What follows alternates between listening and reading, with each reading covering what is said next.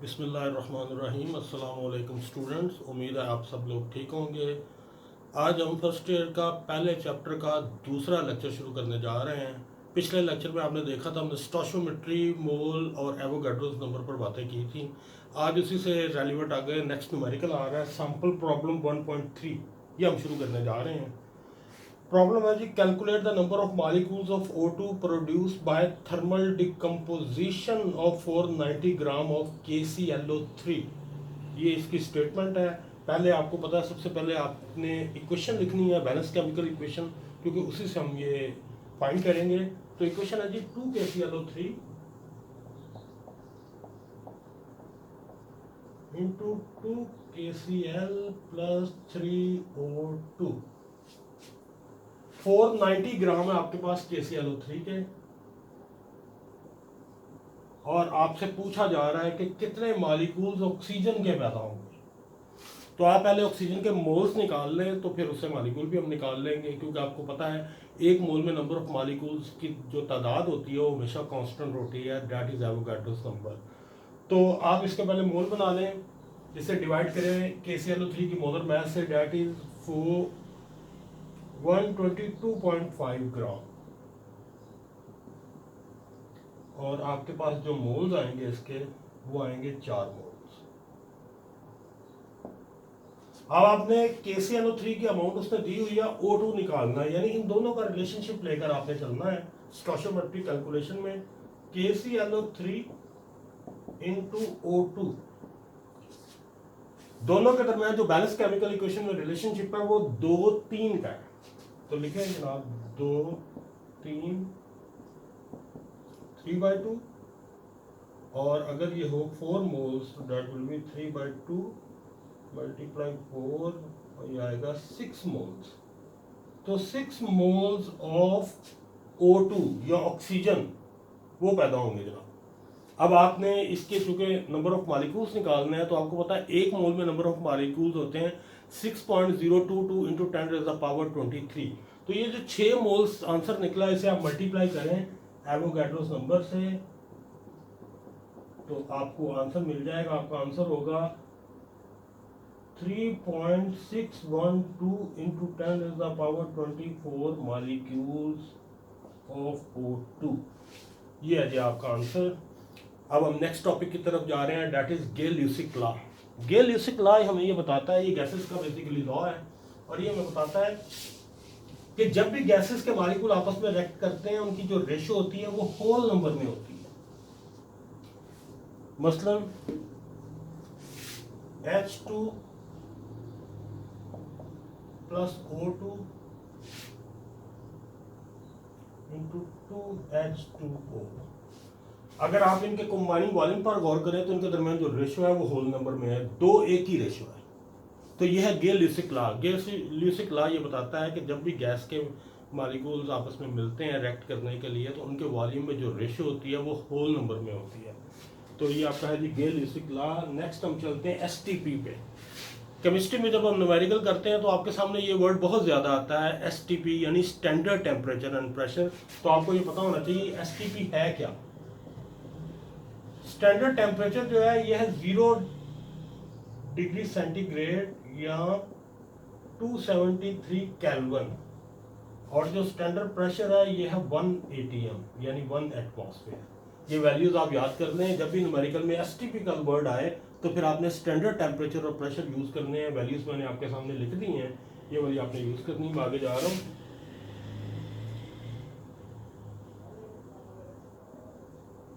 एक और वैल्यू आपने यहाँ पर ध्यान में रखनी है, किसी कोई भी गैस लें आप, वो STP पे जो वॉल्यूम घेरती है वो वैल्यू भी कांस्टेंट है, वो है 22.414। इसको भी आप नोट कर लें। स्टैंडर्ड वॉल्यूम आप कह सकते हैं ऐसे, दैट इज 22.414 डेसीमीटर क्यूब। यानी कोई भी गैस अगर आप लें STP पे, तो उसका एक मोल जितनी जगह घेरता है वो ये है 22.414 डेसीमीटर क्यूब। ये भी वैल्यू आप ब्रेन में रखें, क्योंकि आगे न्यूमेरिकल्स में ये चीजें यूज होंगी। लेकिन एग्जांपल प्रॉब्लम 1.4,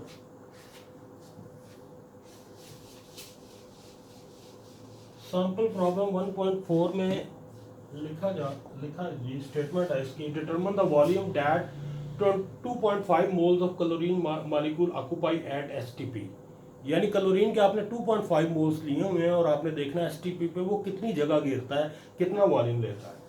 तो 1 mole of chlorine at STP occupy 22.414 decimetre cube, और 2.5 मोल्स कितनी जगह घेरेंगे, आपने सिंपली इसे मल्टीप्लाई करना है, 2.5 मल्टीप्लाई 22.414 डेसीमीटर क्यूब, और आपका आंसर आएगा 56 डेसीमीटर क्यूब। जी ये आपका आंसर है।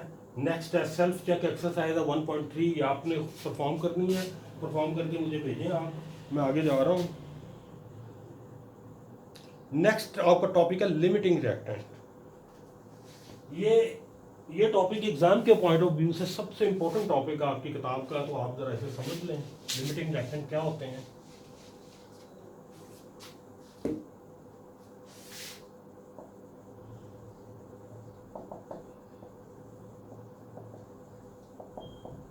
लिमिटिंग रिएक्टेंट को समझाने के लिए मैं आपके सामने एक एग्जांपल रखता हूं। हम एक एग्जांपल लेते हैं सैंडविच की। आपको पता है एक सैंडविच को बनाने के लिए हमें 2 स्लाइसेस की और एक कबाब की जरूरत होती है। तो आपके पास है, फर्ज करें स्लाइसेस आपके पास है 58, कबाब है आपके पास 30। आपने अब ये बताना है कि कितने सैंडविच तैयार हो सकते हैं। आपको पता है कि एक सैंडविच में हम 2 स्लाइस और दोनों स्लाइसेस के दरमियान में एक कबाब रखते हैं। इसका मतलब ये हुआ कि हमारे पास 29 सैंडविच का जो है ना वो मटेरियल मौजूद है। स्लाइसेस चूंकि 58 है, इसका मतलब आप 29 सैंडविच बना सकते हैं। एक कबाब जो है वो हमारे पास जायद है। इस एग्जांपल में अगर आप गौर करें तो स्लाइसेस हमारे पास खत्म हो गए हैं, लेकिन कबाब अब भी हमारे पास एक मौजूद है। अब आप फर्दर 29 सैंडविच बनाने के बाद फर्दर सैंडविच नहीं बना सकते, क्योंकि अकेला कबाब सैंडविच नहीं बना सकता। सैंडविच बनाने के लिए आपके पास स्लाइसेस का होना भी जरूरी है। तो इस एग्जांपल में स्लाइसेस जो हैं ये सैंडविच यानी प्रोडक्ट को कंट्रोल कर रहे हैं। तो ऐसा रिएक्टेंट जो प्रोडक्ट की अमाउंट को कंट्रोल कर रहा हो या जो रिएक्शन में जल्दी कंज्यूम हो जाए, खत्म हो जाए, ऐसे रिएक्टेंट को कहा जाता है limiting reactant. The reactant that consume earlier in a reaction और consume completely in a reaction is called limiting reactant. और जो दूसरा रिएक्टेंट जो जायद मिकदार में मौजूद होता है उसे कहा जाता है एक्सेस रिएक्टेंट। तो इससे रेलिवेंट अब तुरंत न्यूमेरिकल देखें। यहां पर एक और टॉपिक है identification of A limiting reactant. आप लिमिटिंग रिएक्टेंट को आइडेंटिफाई कैसे करेंगे? वैसे मैंने आपको थोड़ा सा हिंट तो दे दिया है, लेकिन बाकायदा इसका प्रोसीजर भी मौजूद है। इसी एग्जांपल से हम कर लेते हैं। पहले आप स्लाइसेस का सैंडविच से कंपैरिजन करें, फिर कबाब का सैंडविच से कंपैरिजन करें। यानी ये 2 रिएक्टेंट आपके पास, ये प्रोडक्ट है आपके पास, दोनों रिएक्टेंट से बारी बारी आप प्रोडक्ट बना के देखें। वो रिएक्टेंट जो कम मिकदार में प्रोडक्ट बनाता है दैट इज लिमिटिंग रिएक्टेंट। ये इसको आइडेंटिफाई करने की निशानी है या तरीकेकार है। न्यूमेरिकल्स देखें जी जरा। इसकी एग्जांपल है सैंपल प्रॉब्लम 1.5। स्टेटमेंट इज इसकी 200 gram of K2Cr2O7 was reacted with 200 gram concentrated H2SO4. Calculate the mass of atomic oxygen produced और mass of reactant left unreacted। ये बी पार्ट है। सबसे पहले आप इक्वेशन लिख लें, क्योंकि इक्वेशन के बगैर तो हम रिएक्शन नहीं कर सकते, ये न्यूमेरिकल नहीं सॉल्व होगा। तो इक्वेशन मैं पहले लिख देता हूँ। K2Cr2O7 plus 4H2SO4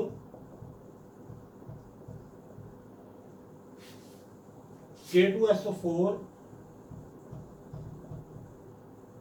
Cr2SO4 thrice plus 3 atomic oxygen atoms. अब आप स्टेटमेंट पे गौर करें। एक प्रोडक्ट होगी जो हमारी डिजायर्ड प्रोडक्ट है जिसका न्यूमेरिकल में तज़किरा है। आपने दोनों रिएक्टेंट का उसी से कंपैरिजन करना है, और ये जो हमारी डिजायर्ड प्रोडक्ट है वो एटॉमिक ऑक्सीजन है। यानी आप पहले बारी बारी पहले आप इससे ऑक्सीजन तैयार करके देखें, फिर इससे ऑक्सीजन तैयार करके देखें। जिससे कम मिकदार में ऑक्सीजन तैयार होगी वो होगा हमारा लिमिटिंग रिएक्टेंट। तो हम न्यूमेरिकल शुरू करते हैं। आपने 200 ग्राम लिए हैं दोनों के, दोनों रिएक्टेंट के 200 ग्राम है आपके पास, इसके भी 200 है और इसके भी 200 है। इनके पहले आप मोल बना लें। K2Cr2O7 की मोलर मास होती है 294 और H2SO4 की मोलर मास होती है 98। इसका आपका आंसर आएगा 0.68 मोल्स। और H2SO4 का आपका आंसर आएगा 2.04 मोल्स।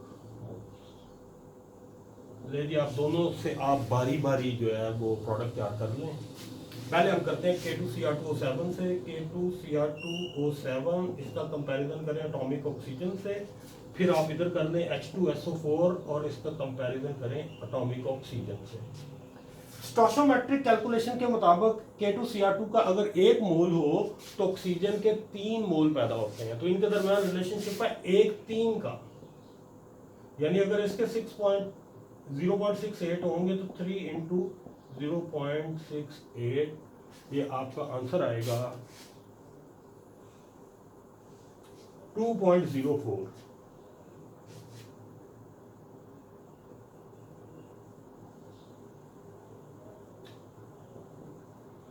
मोल्स इतनी एटॉमिक ऑक्सीजन पैदा होगी K2Cr2O7 से।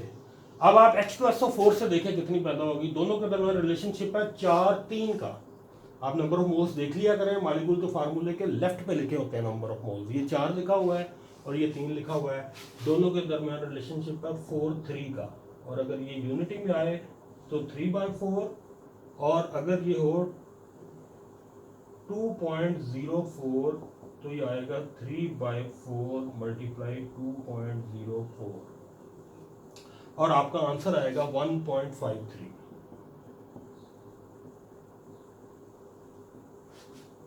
दोनों रिएक्टेंट से आपने प्रोडक्ट बनती देख ली है। K2Cr2O7 से पैदा हो रही है ऑक्सीजन 2.04 मोल और H2SO4 से पैदा हो रही है 1.53। ये H2SO4 से कम मिकदार में ऑक्सीजन तैयार हो रही है। इसका मतलब है कि ये हमारा लिमिटिंग रिएक्टेंट है। अब आपने चूंकि फाइंड करनी थी, इसके आपने अमाउंट तो फाइंड कर ली है, अब आपने इसके मोल्स निकाल लिए हैं। तो अब आप इसे मल्टीप्लाई करें ऑक्सीजन की मोलर मास से, तो आपको मिल जाएगी कि ऑक्सीजन की कितनी अमाउंट पैदा होगी।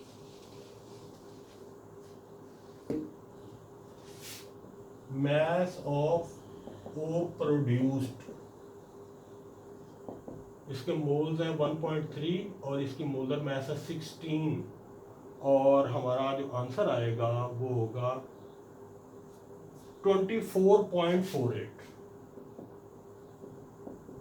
यदि इतनी ग्राम एटॉमिक ऑक्सीजन पैदा होगी ये H2SO4 से, क्योंकि H2SO4 हमारा लिमिटिंग रिएक्टेंट है, ये एक्सेस में है, इसे आप निकाल दें तो लिमिटिंग रिएक्टेंट से हमने कैलकुलेशन करनी होती है।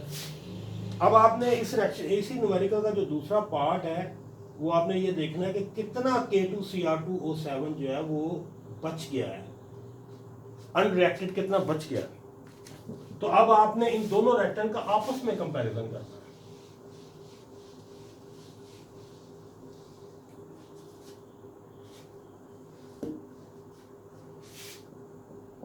H2SO4 इसका कंपैरिजन करेंगे आप K2Cr2O7 से। आपको स्टोइचो में बैलेंस केमिकल इक्वेशन में इनके दरमियान में रिलेशनशिप नजर आ रहा है 4:1 का रिलेशनशिप है, 4:1 का रिलेशनशिप। और अगर ये 1 हो तो 1/4 और अगर हो 2.04 मोल्स ऑफ H2SO4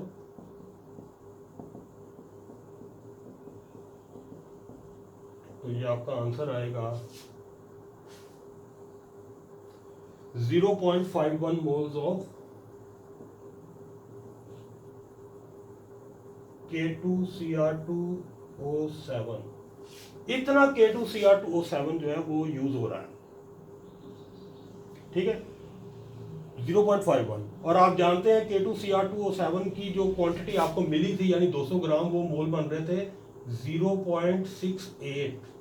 इतने मोल्स आपने लिए हुए हैं, इतने यूज हो गए हैं। जो इसमें से अगर इसे माइनस कर देंगे तो आपको मिल जाएंगे K2Cr2 की वो अमाउंट जो बच गई है, यानी एक्सेस रिएक्टेंट लेफ्ट अनरिएक्टेड।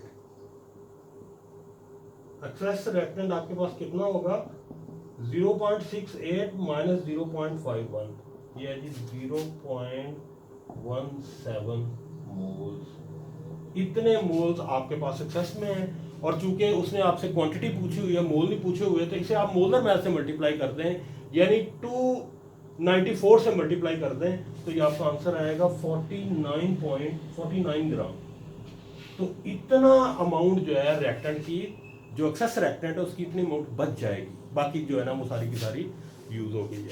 आगे जा रहा हूँ, नेक्स्ट न्यूमेरिकल की तरफ देखें। सैंपल प्रॉब्लम है जी 20 gram of H2SO4 on dissolving in water ionizes completely, calculate the number of H2SO4 molecules, कितने यानी इसके मॉलिक्यूल्स पैदा होंगे, number of H positive and SO4 negative 2, और मैस ऑफ इंडिविजुअल आयन भी आपने निकालनी है। तो इस न्यूमेरिकल के 3 पार्ट हैं, हम बारी बारी करते हैं ये सारे।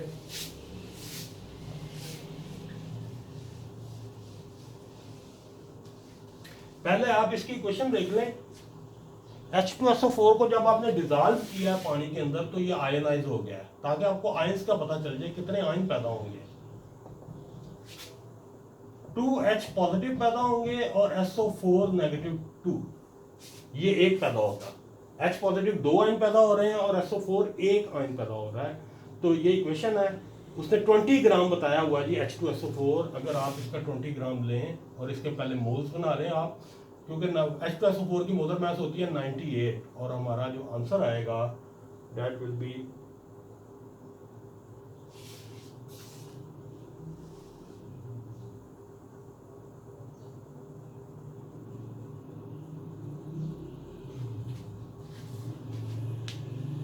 इसे आप कर लीजिएगा डिवाइड।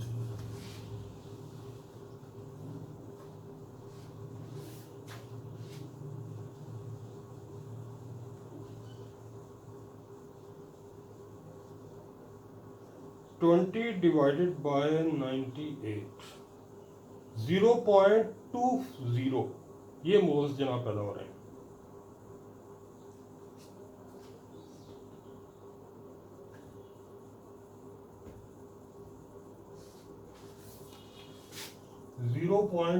मोल्स, इतने मोल्स हैं। अब मैं न्यूमेरिकल की तरफ आ रहा हूँ। न्यूमेरिकल का पहला हिस्सा है, वो पूछ रहा है नंबर ऑफ H2SO4 मॉलिक्यूल कितने हैं। तो मोल्स आपने निकाल लिए हैं, मॉलिक्यूल निकालने का तरीका आपको पता ही है। Number of molecules is equal two moles into Avogadro's number. Moles है हमारे पास 0.26.022 इंटू 10⁻23, और आंसर हमारे पास आएगा 1.228 इंटू 10⁻23। देखिए इतने मॉलिक्यूल जो है ना वो हमारे पास मौजूद हैं H2SO4 की। अब इसी न्यूमेरिकल का दूसरा पार्ट है, वो क्या पूछ रहा है, कितने H पॉजिटिव पैदा होंगे और कितने SO4 नेगेटिव 2 पैदा होंगे। आप जानते हैं कि अगर एक मॉलिक्यूल आप H2SO4 का आयोनाइज करें तो 2 H पॉजिटिव आयन पैदा होते हैं और एक SO4 नेगेटिव आयन पैदा होता है। तो SO4 तो इतना ही पैदा होंगे। Number of SO4 negative 2 ions, ये तो सिमिलर होगा 1.228 इंटू 10⁻23, और number of H positive ion जो है वो डबल होंगे। आप इसी तादाद को 2 से मल्टीप्लाई कर दें तो ये आपको H पॉजिटिव आयंस मिल जाएंगे। और इसी न्यूमेरिकल का जो तीसरा हिस्सा है वो आपसे मैस पूछ रहा है इंडिविजुअल आयंस की, कि H पॉजिटिव आयंस कितने पैदा होंगे, उनकी मैस क्या होगी, और SO4 की मैस क्या होगी। देखेंगे जरा।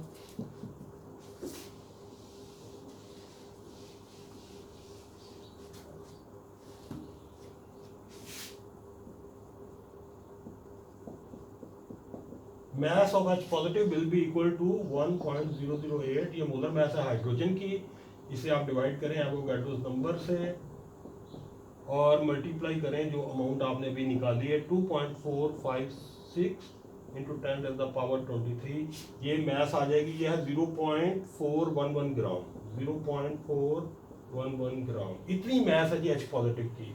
अब आपने मैस ऑफ SO4 निकालनी है -2 and that is 96 divided by 6.022 into 10 raised the power 23 multiply 1.228 into 10 raised the power 23 और ये आंसर आपका आएगा 19 ग्राम। ले जी ये दोनों न्यूमेरिकल्स भी हो गए हैं आपके।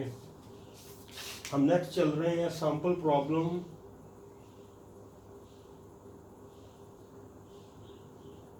1.7 है आगे।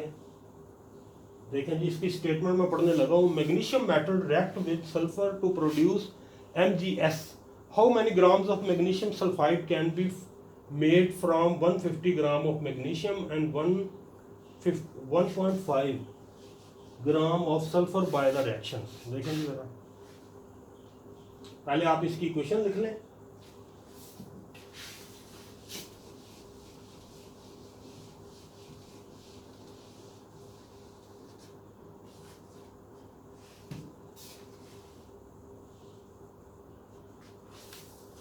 इक्वेशन है जी Mg plus S into MgS। आपको उसने जो स्टेटमेंट दी है उसने कहा मैग्नीशियम सल्फाइड कितना पैदा होगा इसके बारे में पूछा हुआ है और मैग्नीशियम और सल्फर दोनों के 1.5 ग्राम दिए हुए हैं। 1.5 ग्राम इसके हैं और 1.5 ग्राम ही इसके हैं। दोनों के आप मोल्स बना लें और दोनों में पहले आप फाइंड कर लें लिमिटिंग रिएक्टेंट कौन सा है। तो मैग्नीशियम की मोलर मास होती है 24 और सल्फर की होती है 32। ये आपके जो आंसर आएंगे ये मैग्नीशियम का आएगा 0.0625 और सल्फर का आपका आंसर आएगा 0.0467। ये क्वांटिटी निकल आई है। अब दोनों से आपने बारी बारी मैग्नीशियम सल्फाइड तैयार करके देखना है। इनके दरमियान रेशो जो है ना वो आपके सामने सबके दरमियान 1 की रेशो है, यानी मैग्नीशियम और MgS में भी 1:1 की रेशो है और S और MgS में भी 1:1 की रेशो है। तो इसका मतलब ये हुआ कि जितने इनके मोल्स हैं उतने ही मोल्स MgS के तैयार होंगे। यहीं से हमें पता चल जाएगा लिमिटिंग रिएक्टेंट कौन सा है। तो 0.04 ये छोटी क्वांटिटी है, ये कम मिकदार में पैदा कर रहा है, तो इसका मतलब है सल्फर हमारा लिमिटिंग रिएक्टेंट है। तो ये अमाउंट है जी मैग्नीशियम सल्फाइड के इतने मोल्स पैदा होंगे और ये जो क्वांटिटी इसकी लिखी हुई है इसे आप इसकी मोलर मास से मल्टीप्लाई कर दें, वो है 56 और आपको आंसर मिलेगा 2.615 ग्राम। लेकिन इतने ग्राम मैग्नीशियम सल्फाइड जो है वो क्रिएट हो रहा है। आपका आज का लेक्चर यहीं तक है। कल जो नेक्स्ट तीसरा लेक्चर होगा उसमें इंशाल्लाह हम इस चैप्टर को फिनिश करेंगे। आपको अगर कोई प्रॉब्लम पेश आ रही है तो आप हमें बताएं, हम आपकी जो प्रॉब्लम है उसके लिए हम एक छोटा सा वीडियो लेक्चर भी अरेंज कर सकते हैं। हम आपको वो चीज़ जो है ना वो नए सिरे से एक्सप्लेन करके दोबारा आपको भेज दी जाएगी। Thank you.